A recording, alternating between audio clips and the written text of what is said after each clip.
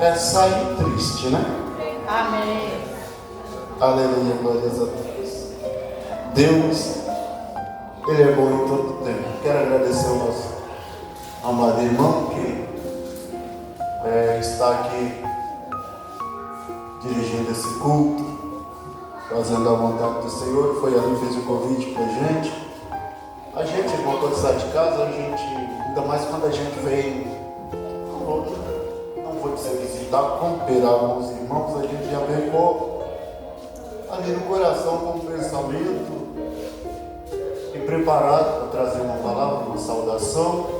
Não que a gente venha diretamente para ministrar, irmão, porque na verdade, bom é ouvir, não é? Ou coisa boa é ouvir, irmão. Glórias a Deus. A gente, quando está começando assim na fé, começando a trazer a primeira palavra, a gente tem um desejo no coração ali de estar pregando mais, de estar ali. Aí depois que você vai passando um tempo ali, que vai começando a fazer a obra, você vai começando a valorizar o quanto é bom estar sentado, ouvindo a palavra de Deus. E a Bíblia, ela nos traz essa palavra, irmão. Lá em Apocalipse diz que bem-aventurado aquele que ouve a palavra do Senhor. E bem-aventurados são nós nessa noite, porque o Senhor, Ele tem uma palavra no nosso coração. Quando eu entrei, já senti a falta do pastor Wilson. A igreja é a cara do pastor, né, irmão? Entrei ali, olhei para cá, não vi o pastor, falei, será que eu entrei na igreja errada? Falei, não, mas é essa aqui. Aí ajoelhei ali para orar, vi o rosto conhecido, acho que a filha da irmã Silvana ali, eu falei, não, estou no lugar certo. Aí o irmão logo convocou a nossa irmã Salete para mim estar fazendo a leitura da palavra, eu falei, não, eu vim no local certo. Depois a irmã foi ali e falou que ele foi para amor de Jesus, o irmão reforçou aqui. Mas, aleluia, não é hoje que eu vou dar um abraço nele, irmão, mas vou voltar aqui, pastor Wilson, meu amigo. Tem um tempinho que a gente se conhece. Grande homem de Deus, porque está aí na vida, não é de hoje. Porque antes de eu conhecer meu pai e a minha madrasta já congregavam com ele. E até hoje eles têm saudade. Pela idade do meu pai, ele não consegue estar congregando mais com o pastor, mas até hoje ele tem saudade desse lugar. E eles falam sempre para mim que tem muita saudade, mas não consegue vir mais para este lugar. Mas graças a Deus por isso. É bom assim, né, irmão? Quando a gente sabe que as pessoas passam e tem saudade. Porque você que servimos a Deus, nós servimos a Deus para termos comunhão, irmão. A igreja é para ter comunhão. Esse lugar é para ter comunhão.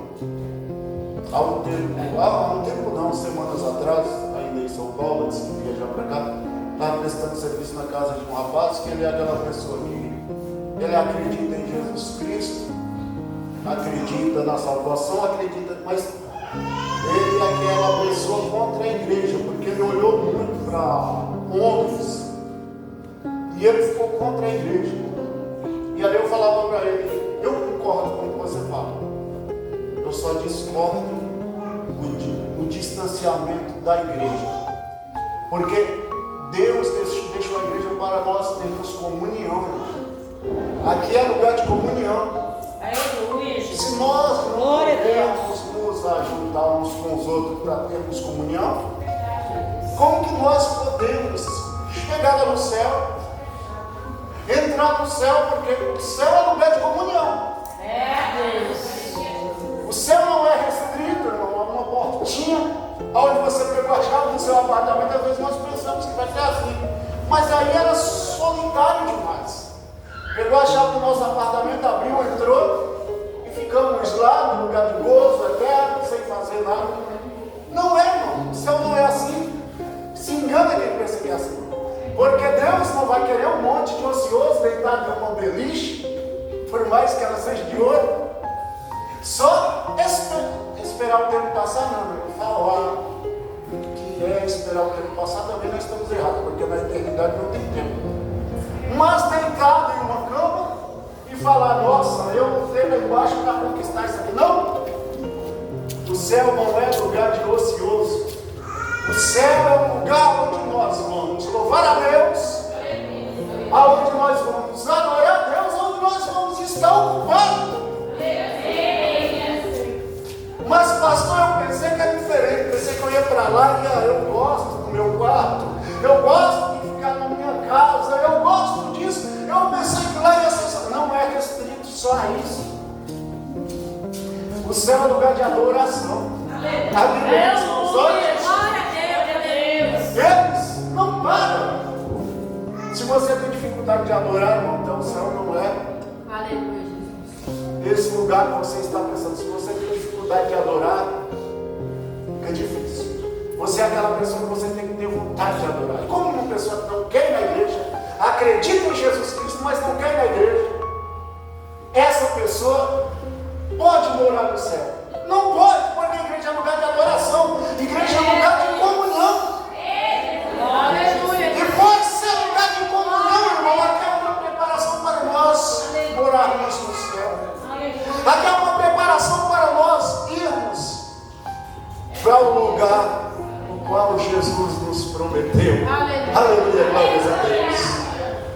Aleluia. Então, nessa noite, eu quero dizer para os irmãos isso.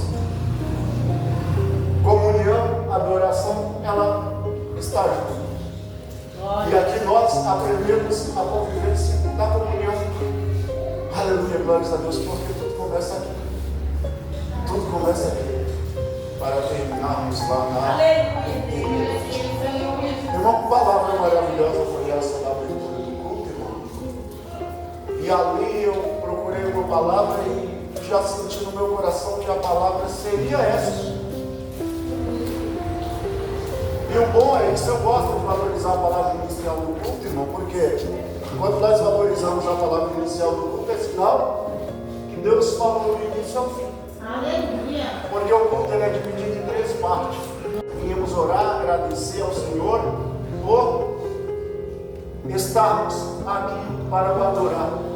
Aí vem o período de adoração, que é os louvores, onde os irmãos louvam, onde os irmãos falam com Deus, onde os irmãos adoram a Deus.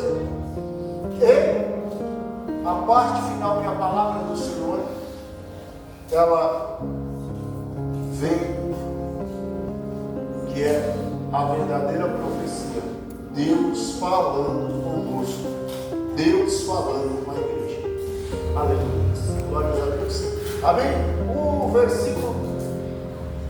O capítulo 37, o versículo 2 diz assim. Não, eu vou ler o 3, irmão, amém? O 3, o 4 e o 5, que diz assim: confia no Senhor e pratica o bem, assim habitarás em paz na terra, e te nutrirá com a fé.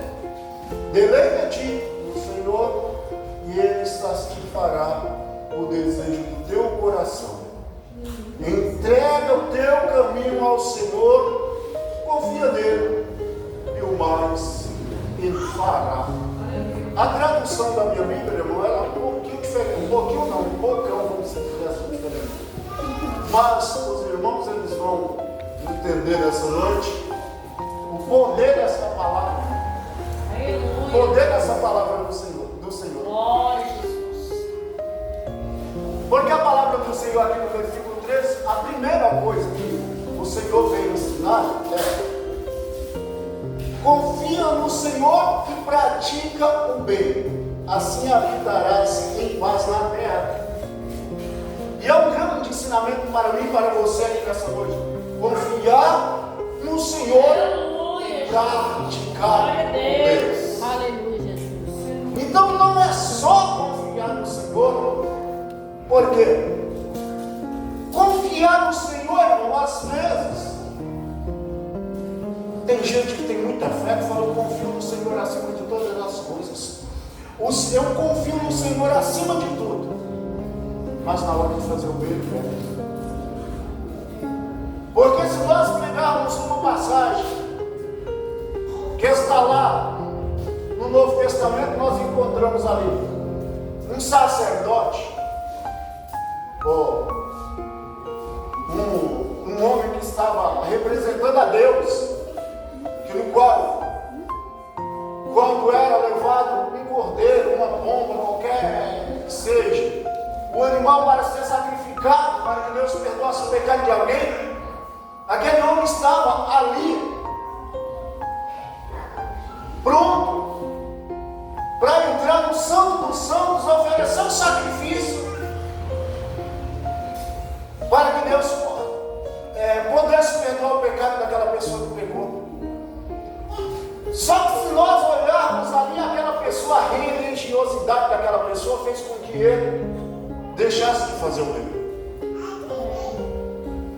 Da mesma forma o levita, porque o levita ele levava as pessoas a adorar, porque essa era a função do levita, onde levava as pessoas a adorar, onde as pessoas iam lá, ouviam o levita, saía dali alegre na presença do Senhor. Só que quando ele precisou fazer o bem também, ele pegou. E a Bíblia diz que uma pessoa que não tinha nada a ver, vai passando por aquele lugar, pega aquele homem, ata as feridas, você pode já saber que está falando do Bolsonaro, ata as feridas daquele homem, leva até uma hospedagem, coloca aquele homem ali em um quarto, começa a tratar daquele homem, espera aquele homem melhorar. Quando aquele homem melhora, ele paga toda a dívida e ainda paga os demais dias que aquele homem ia ficar naquele lugar, até aquele homem restaurar sua saúde totalmente para que ele seguisse viagem. Então, irmão, quando a Bíblia fala faz o bem, nós temos que pensar: Senhor, eu estou servindo a Ti corretamente. Glória a Deus, aleluia. Senhor, eu estou servindo ao Senhor de uma forma que o Senhor venha se alegrar. Aleluia, gente. Porque, irmão, fazer o bem não é só confiar, porque não é só confiar no Senhor. Fazer o bem também contribui para que nós agradamos a Deus. Então, quantas das vezes nós confiamos no Senhor, mas deixamos de fazer o bem? Quantas das vezes nós temos um excesso de confiança na nossa vida, mas deixamos de fazer o bem? E nós não podemos deixar de fazer o bem, porque fazer o bem também é adorar a Deus. Aleluia. Fazer o bem também é agradar a Deus, é louvar a Deus. Aleluia. Então, quando a palavra de Deus vem dizer confia no Senhor, pratica o bem, assim habitarás em paz na terra. Isso, a tradução da minha Bíblia, eu acho muito interessante essa tradução. E te nutrirá em fé. Irmão, a fé é algo que nós, é como se fosse uma vitamina. A nossa alma, ela precisa de fé. Aleluia. Então a nossa alma, ela tem que estar nutrida, para que nós possamos entender isso aqui, irmão, entender o poder dessa palavra. Porque o poder dessa palavra não se resume só em confiar em Deus.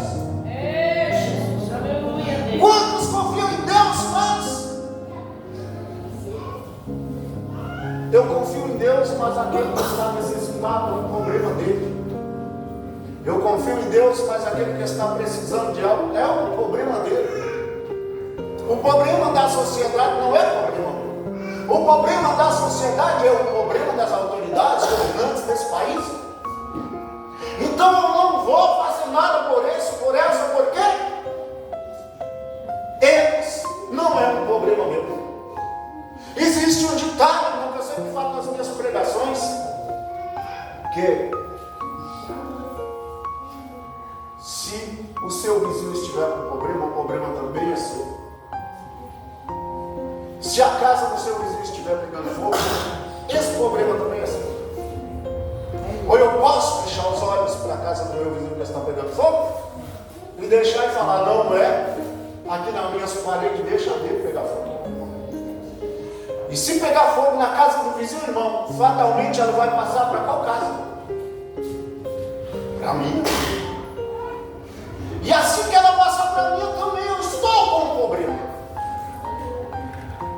Então nós temos que prestar atenção, irmão.